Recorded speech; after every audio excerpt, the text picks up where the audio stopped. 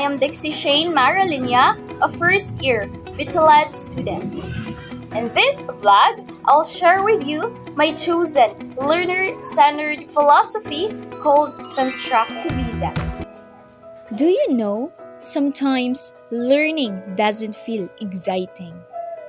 You walk into the classroom, the teacher talks, the students listen. The only sound you hear is the ticking of the clock. Some stare at their notebooks, others just wait for the bell to ring. No questions, no curiosity, just silence. It's not because students don't care. It is because they are not connected to what they are learning. They memorize for the test but forget the next day. They follow instructions but never feel inspired. In that moment, learning feels like a routine, not a discovery.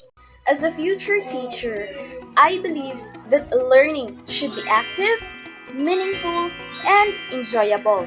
That is why I choose constructivism as my philosophy because it focuses on how students build their knowledge through their own experiences. Are you still confused? Why constructivism? Simply because it fits very well with home economics. In our course, we don't just study theories. Instead, we apply them in real-life situations.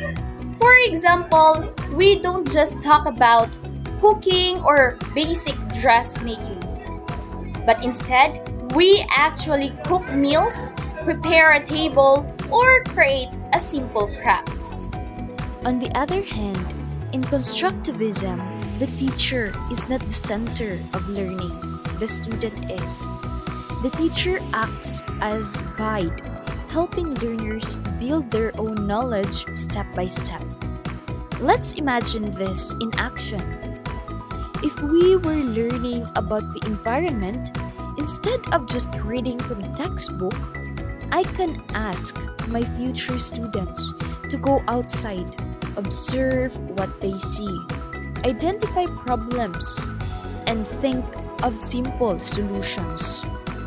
They can share their observations, reflect on what they discovered, and connect it to what we discuss in class.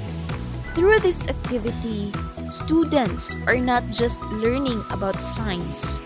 They are practicing critical thinking, problem solving, and teamwork.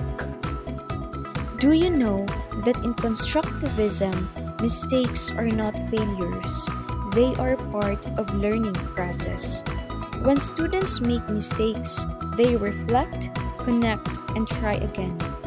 As a future teacher, I want to create a classroom environment where students feel free to express their ideas and learn from one another. What I love most about constructivism is how it develops real-world skills, like students learn to analyze, communicate, and think creatively. Learning becomes more meaningful because students are not told what to think, but instead, they learn how to think. Moreover, constructivism makes learning alive, practical, and powerful. At the end of the day, the best way to learn is to learn by doing. So, I hope you enjoyed learning about constructivism and on how it can make learning more meaningful.